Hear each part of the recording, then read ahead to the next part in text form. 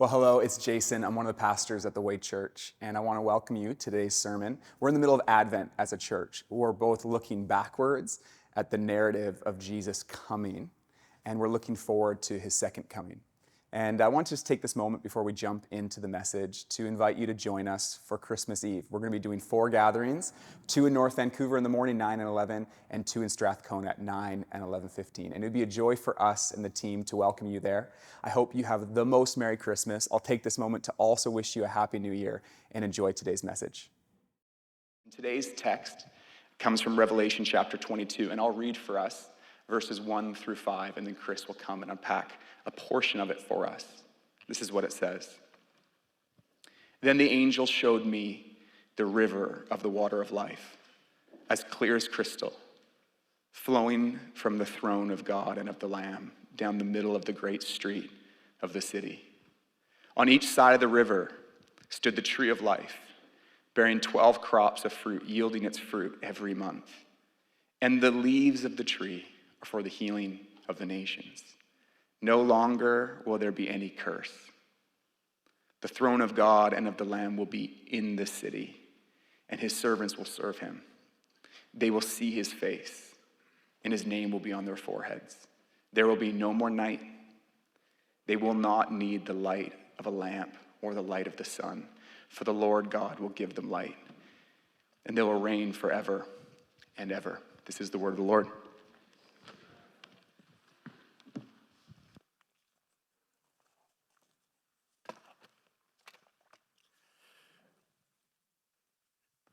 They will see his face. What a promise.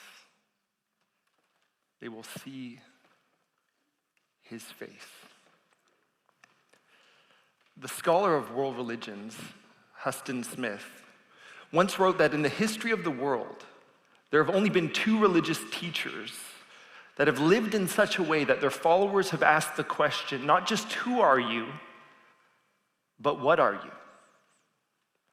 Not just who are you, but what are you? One was the Buddha. The other was the child we celebrate today, Jesus of Nazareth. When it comes to Jesus, his birth, his life, his death, his claimed resurrection, we're confronted with a paradox. It's a paradox that anyone who looks into the story of Jesus is confronted with. It's a paradox, or perhaps a tension, that we feel every Christmas. And here's the paradox. Here's the tension. On one hand, when we read about Jesus, we encounter the brilliance and power of his moral teaching. Like the depth, the richness, the explosive power of his teaching are often acknowledged by any person who looks into the matter, regardless of upbringing or religious persuasion. It's the reason why even such hostile critics of Christianity, like, atheist Richard Dawkins, will wear a t-shirt that says, "Atheists for Jesus." Why? Because of the brilliance of Jesus' teaching. And it's not just his teaching. It's the fact that he lived it out. Like, he taught humility and service to others, and he was humble and served others. He taught love for those on the margins, and he practiced it. He taught enemy love, and he forgives those who are crucifying him. Stunning teaching and a beautiful life. It's why Gandhi once said something along the lines of, "I love your Christ, I'm not sure about your Christians." It's because of Jesus' teaching and life that though we might not be religious, we're happy to attend the odd religious service during Christmas to celebrate this man. Next Friday, my neighbors are caroling together, and they're gonna do some traditional carols. They're gonna do Silent Night, right? They're gonna sing the words, "Jesus, Lord at thy birth." They don't mind doing it. I'm not gonna be there, I have plans, but I made plans, I should say. And I know you might be thinking, isn't that a good gospel opportunity? Yes, for my wife. She's gonna be there. And so we're gonna sing those songs and without, batting an eyelash. But sooner or later, like culturally or as individuals, we're confronted with the problem. The same records from which we pull these celebrated teachings and morals and the beauty of his life also contain theological statements out of the mouth of Jesus that take our breath away. And these claims are scattered throughout his public ministry. They exist in all the Gospels, at every layer of textual evidence. And sometimes it's just like a simple interaction where, Jesus doesn't just forgive sins against him, he forgives people's sins against one another. Which is a little weird, right? Like if you sin against me, I can forgive you. But I can't forgive you for your sin against someone else. I have no right to do so. If I tried, you would be offended. If Aaron, who's leading worship, punched me, I could forgive Aaron, and I would. But if he punched someone else on the worship team, if a fight broke out, I can't forgive Aaron for that. The person he's impacted has to. The only one who can forgive all sins is the only one who's been impacted by all sins, and the only one who's been impacted by all sins is God. And with this statement, when Jesus pronounces forgiveness of sins, he's like casually replacing the temple, which was the place where Jewish people in the first century went to deal with their sins, and he's pronouncing forgiveness, putting himself in the place of God. And that's how his original hearers understood him. And they were shocked. In one parable or story, Jesus claims to be the one sending prophets into history. He talks about being the judge of the earth in another. And then there's these famous I am statements. To name a few, Jesus says, I am the bread of life. I'm the one who satisfies your spiritual hunger. I am the light of the world. I will illuminate the face of God and light up the darkness through my life and love. I am the resurrection and the life. He who believes in me will live even though they die. I will conquer death, and so will those who trust in me. And do you feel the tension there? Like on one hand, you have the depth and wisdom and power and insight of his moral teachings. And on the other hand, you have the extraordinary claims he makes about himself. How do you reconcile that tension?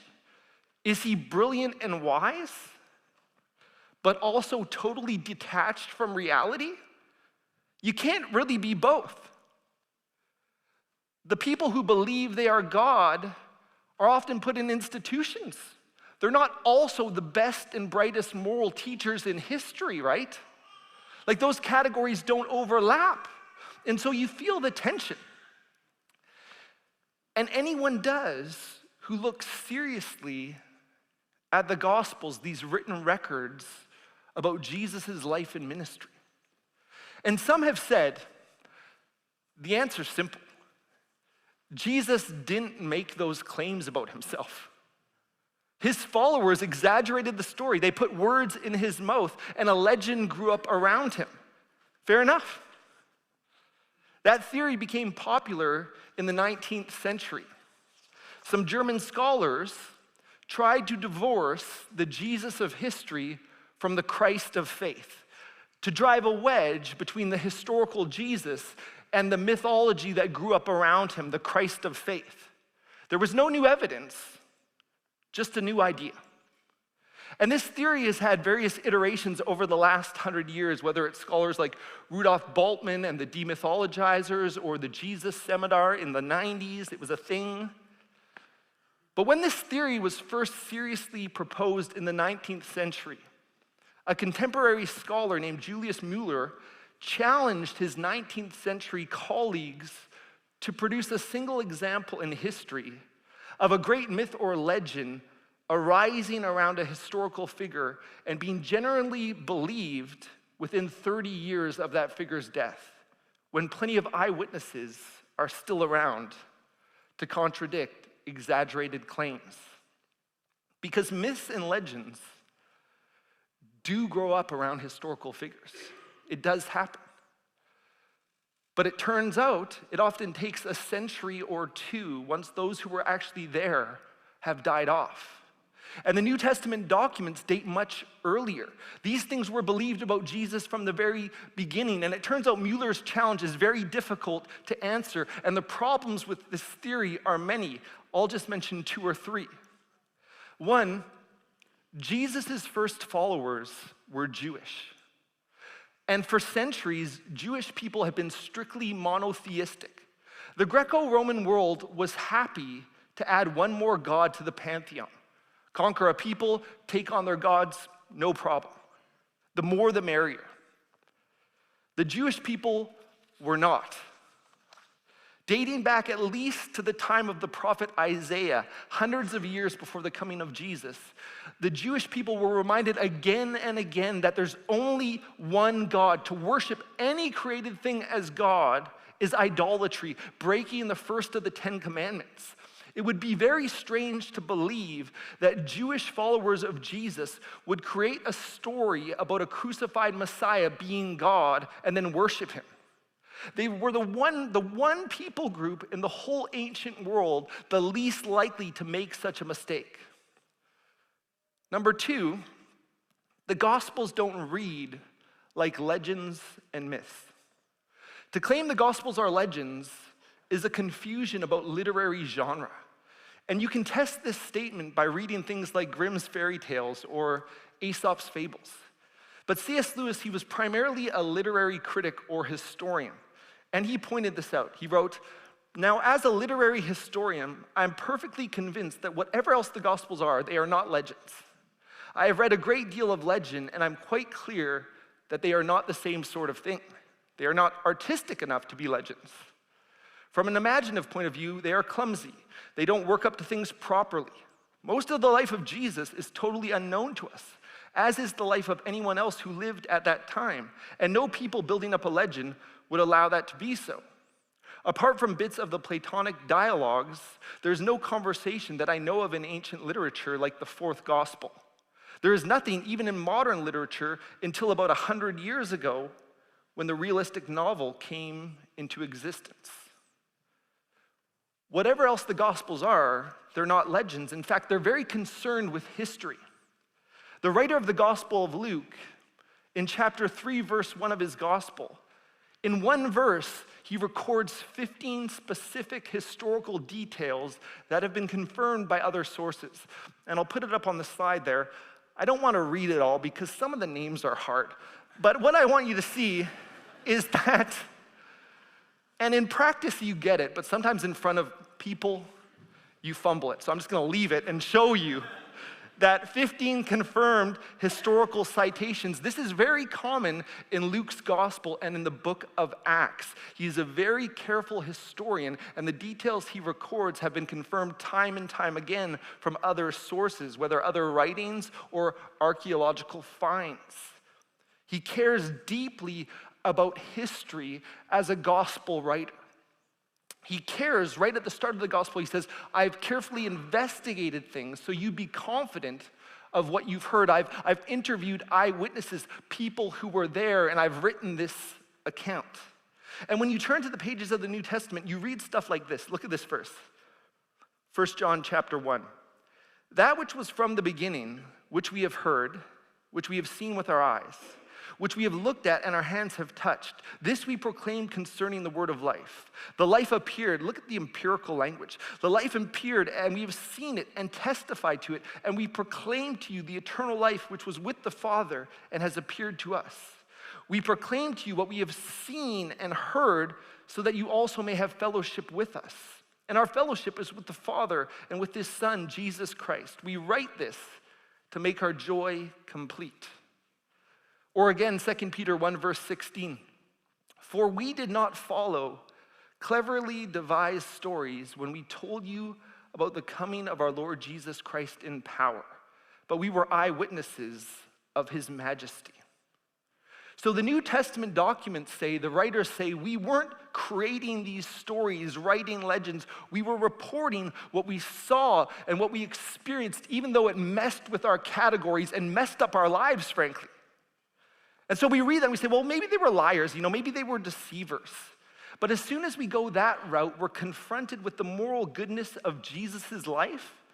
Most people don't want to say Jesus is a liar, right? Atheists for Jesus, the liar. It's not a common thing.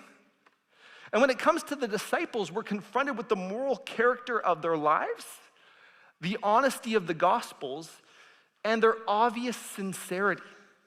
The Gospels are deeply honest about the failings of the disciples. They abandon Jesus in his hour of greatest need. They come off looking dumb and cowardly and uncaring. Peter, the leader of the disciples, is called Satan by Jesus. That's a bad day for Peter. It's in the Gospel of Mark. Historically, Mark was Peter's interpreter. He wrote down the stories that Peter told him. Peter's like, I want you to put that one in. If they were making stuff up or felt free to tell lies, you would probably edit a lot of that out. They didn't because they were honest and committed to the truth, even if it was unflattering. Not only that, there's the obvious sincerity and willingness to die for their claims. Keep in mind that if they were liars, they would not have been dying for something they hoped to be true, like the normal martyr. Martyrdom shows sincerity, not necessarily truth. That's not the point I'm making. If they were liars, they would not have been dying for something they believed or hoped to be true, like the normal martyr, but rather dying for something they knew to be false. That doesn't make much sense. As philosopher Peter Kreeft once wrote, if they lied, what was their motive? What did they get out of it? What they got out of it was misunderstanding, rejection, persecution, torture, and martyrdom. Hardly a list of perks. So it's like not a legend, not a bunch of lies, maybe just lunacy. I mean, maybe they were just unhinged, Jesus and his first followers, right? To be mistaken about the day of the week, that's innocent. To be mistaken about being God and then dying for that belief is to be unhinged if it's untrue. To follow a crucified rabbi, declaring him to be Lord and God, Jesus is Lord, not Caesar, political treason, willing to die for that belief, that's to be unhinged if it's not true. And yet here again, we're also confronted with like the brilliance, insanity of the moral teaching in the New Testament. It's like, especially out of the mouth of Jesus. Someone once remarked, no one has ever thought of the words Jesus should have said. Like his answers, his interactions, surprising, subversive, poignant, and powerful. It's almost like if we don't follow or worship Jesus, we should consider following those who came up with them. But nothing is the result of a mind unhinged from reality. Instead, most people, after an in-depth study of his teachings, find a mind deeply in touch with the depths of reality and the depths of the human heart. And so there's this tension, right? There's this paradox. It confronts us every Christmas and Easter. The brilliance of Jesus' moral teaching, generally acknowledged, and the stunning claims he made about himself. He's just built different than other religious teachers. Others say, this is the truth about the universe. This is the way you ought to go. But he says, I am the truth and the way and the life. He says, I'm quoting Lewis here, no one can reach absolute reality except through me. He says, if you're ashamed of me, if when you hear this call, you turn the other way, I also will look the other way when I come again as God without disguise. If anything, whatever is keeping you from God and from me, whatever it is, throw it away. If it's your eye, pull it out. If it's your hand, cut it off. Come to me, everyone who is carrying a heavy load. I will set that right. Your sins, all of them, are wiped out. I can do that. I am rebirth. I am life. Eat me, drink me. I am your food. And finally, do not be afraid. I have overcome the whole universe. That's the issue. Jesus is just built different. That's the issue not just for the religious person, but for any student of history. The brilliance of his moral teaching, the audacious nature of his theological claims. How do we reconcile these realities, if not legend, lies, or lunacy? I mean, people do wild things. Maybe especially religious people. And I think if we're motivated, and some of us are, we could come up with other options. A lot of the options might fit and probably would fit into one of those three categories. But we're creative. Some of us are creative. And so maybe we could come up with other options, but in doing so, we are recognizing and trying to resolve this tension in a way that doesn't unsettle our lives or change our view of reality. It's why we can never be, objective when it comes to the evidence about Jesus. There's too much at stake. There is always a conflict of interest. But we can't cop out. It's too important of a question. Who is this Jesus? How do we reconcile this tension? And for many of us, over 2 billion people on our planet, we found that the only theory that holds these realities together is the one we're confronted with at Christmas time. That Jesus is Emmanuel, God with us. Name him Jesus because he will save his people from their sins. Jesus is the God who comes to save us. Jesus is the Prince of Peace, wonderful counselor, mighty God. Jesus is the Word made flesh, bringing grace and truth. Jesus is the author of history, writing himself into his own story to rescue sinners. Not just who are you, Jesus, but what are you, Jesus? And Christmas answers, I am Emmanuel, God with you. You are not alone. I am telling you the truth. My words are trustworthy and true. I will never leave you or forsake you. I am God. I am love. I am life, and I've come for you. God with you. And so it's like we look back in gratitude. We go, he came. Centuries of longing and waiting and anticipating, and the Word came and dwelt among us. He came. We look backwards in gratitude. How amazing is that? But we also look forward in anticipation of seeing him again. And that's the promise of Revelation 22 that Jason read at the start. They will see his face. Or they will see his face again. And that's part of this Advent season. Yeah, we look back and we say, wow, it's amazing. Jesus came, look what he did. But we also look forward, we anticipate that we will see Jesus again. And because of that, we have hope when things are dark and hard. And when it feels like we've been waiting forever. We will see his face. Thomas Aquinas was one of history's greatest theologians and one of the most influential thinkers in the Western world, this intellectual giant. And as the story goes, one day Thomas was praying and weeping before a cross, a crucifix with Jesus on it, when a voice came from the crucifix and said these words, "You have written well of me, Thomas. What reward will you have?" And Thomas replied, "Only yourself, Lord. Only yourself, Lord. I just want you to know you, to see you." It's like when you meet Jesus through the Spirit, that becomes the longing of your heart. It's the longing of Advent, to see you. There was a man named William M. Dyke, and he became blind when he was 10 years old. And while in college, he met the daughter of a wealthy British admiral. Some of you know this story. It's a long time ago. But he proposed to this young woman. But before giving his blessing, the admiral insisted that William submit to what was then a risky eye surgery. And so William agreed on one condition.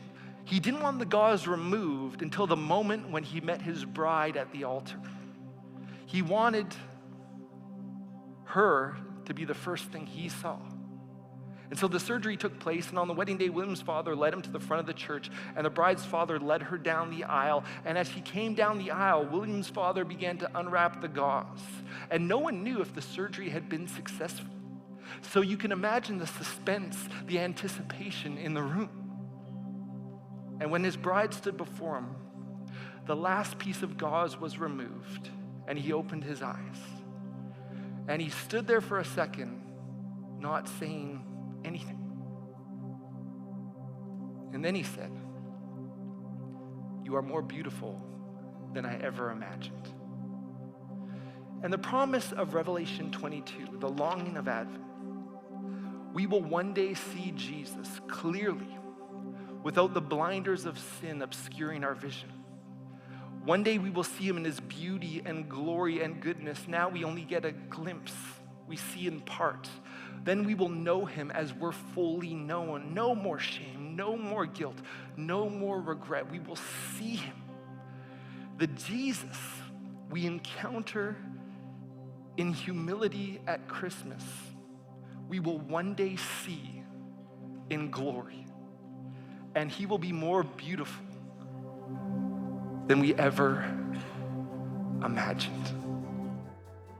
Well, thanks for listening to the message today. I hope it was meaningful for you and strengthening in your walk with God. That is our passion, to help people take steps in their walk with Jesus. And if you live in the Vancouver area and you want to know more about what it would look like to connect more deeply in the life of our community here, one of the best places to go to find out more would be thewaychurch.ca. And once you're there, there's easy ways to find out about different gathering points in our community. And you can even fill out a connect card and connect with one of our pastors. Have an amazing day. Lots of love. See you later.